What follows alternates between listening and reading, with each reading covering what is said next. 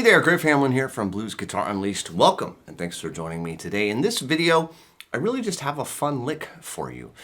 This is from one of my favorite guitar players, Walter Trout, great blues rock guitar player. And this is a lick I took from a tune that he has called Please Love Me, and it's kind of it's the first lick coming into the last solo towards the end of the tune. And I chose this one for two reasons. It shows two or maybe even three things about Walter's style that are kind of unique. And kind of as a side note, Walter and I go way back because we actually used to play in the same circuit in the Huntington Beach area way back in the 1990s. And so I got to see him play a lot, and I got to see how he kind of approaches things and how a lot of these things come together. So you're going to see that I've made some unusual fingering choices, and I'll point them out as I go.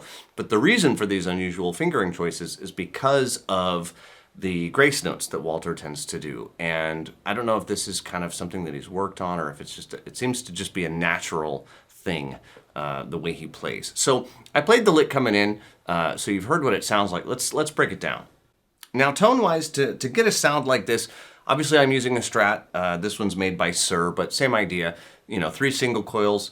Walter plays Mesa Boogie, currently a Mark V model amp. Used to be a Mark IV, now it's a Mark V. So it's a mid-range heavy tone with quite a bit of gain, although he very judiciously works that volume knob to go from not a lot of gain to a lot of gain, depending on what he needs. So we're going to be in the key of D. So what I want you to think about is what I commonly call the 4-note solo pattern. So you can think of it as the top of box 2 of the minor pentatonic scale. You can think of it as what I call the 4-note solo, but it's centered around this D here at the 15th fret of the 2nd string. And we have the D and the C and the F and the G up here.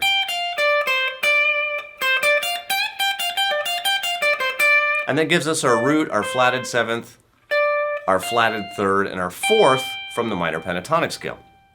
If we are so inclined, and one thing that he's going to do here is we're going to start off with that D twice, and then he's going to climb up from the minor 3rd to the major 3rd, which is the 14th fret, the F sharp there, and then the G at the 15th fret, back to the F sharp.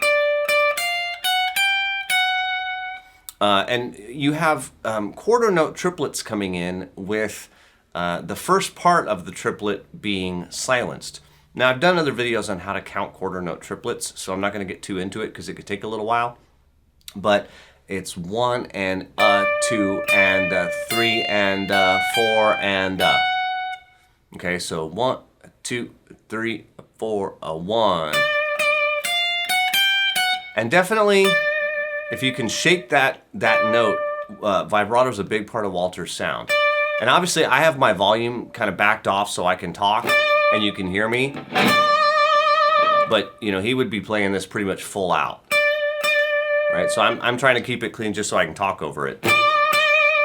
And you'll notice that I'm actually releasing my thumb from the neck. I'm physically shaking to get that much vibrato out of it. It's pretty tough. You know, you can kind of use the the palm of your hand where the palm meets the finger. You can kind of use that as a fulcrum if you want to do it that way and kind of pull it. I go kind of, I don't know how else to call this other than just a shake. I let go with my thumb.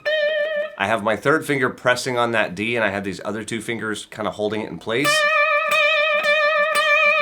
And I'm literally shaking it up and down. It is a really, really wide, aggressive vibrato.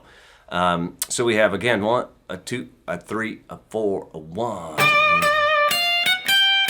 And then I'm going to do 2 G's, bent a full step. Come back, G, F, G, bend up to A. And then this is kind of Albert King-ish. So I'm going to do the F at the 13th fret and then right away go to the D. I wrote it as a 16th note and an 8th note with a dot, but it's probably even quicker than that. Almost like a grace note. And then strike that D again the whole time. Try and really shake it. And then you're going to bend that 13th fret, but kind of give it the blues squeeze. Bend it up to the F sharp. And if you don't quite make it to the F sharp, that's okay.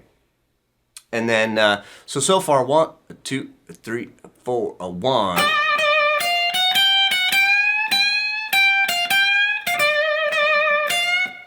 All right.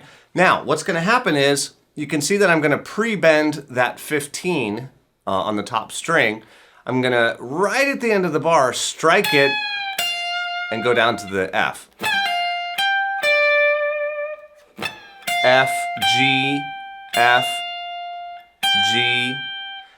Now, I'm going to go down to the D again. And this is where we're going to show off these grace notes. And again, this is a really integral part of Walter's style. If I didn't have the grace notes from here, it would sound like this. 1 and 2.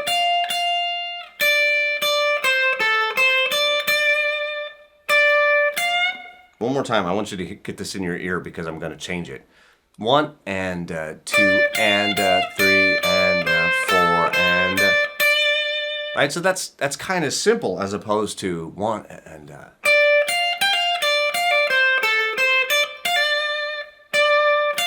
which is what we're actually going to do. So in a lot of places, he'll play the note, and then instead of playing the 15, immediately he'll just do a grace note. So the D, F, a really quick grace note from the G back to the F. And now, you might think it's strange that I'm going to rush down here to the D instead of grabbing it here at the 15th fret of the second string. I'm going to rush back into box 1 territory and grab the D there. The reason I'm doing that is because the very next thing is an F to D pull-off. Well, it's a grace note. I couldn't do that here easily. It would be really awkward. So my guess, and admittedly I haven't seen him play this, but the reason that I'm guessing that we've switched positions is because that makes a lot more sense here. Then down to D, then I'm down to my A at the 10th fret of the second string. I'm back up to my C. I'm sorry, the 13th fret is a C. So D, C, A, C, D, and then another F to D grace note. And then the next thing is another D, and then that 13th, and I notice that I switched positions to the 15th fret of the second string, and then when I get that 13th fret squeeze, it makes more sense.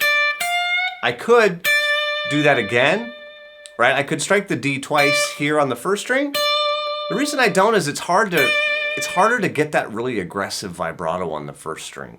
I can get way more aggressive there, I think, than I can here.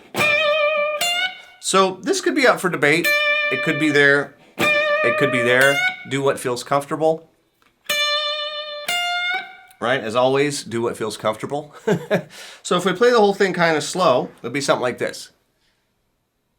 1, 2, 3, 4, 1.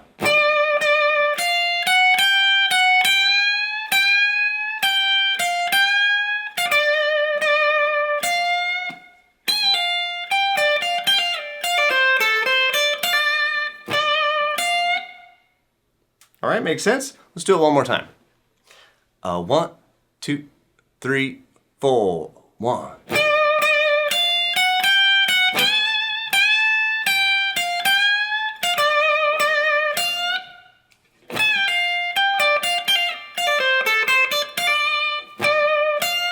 And there you have it. It's a great lick. Notice, by the way, before you really get into it, it starts with a pickup. Okay, so you'll notice that there's those first few notes, then you'll see a double bar. That double bar means this is the top of the form. Okay, so it's coming right in on the 1 chord. Like I said, it's towards the end of the song. It's right as the last verse is finishing up. So that last little bit is a pickup. That's the reason it's kind of really 5 bars long when it should just be a 4-bar phrase. The first little chunk is a pickup, all right?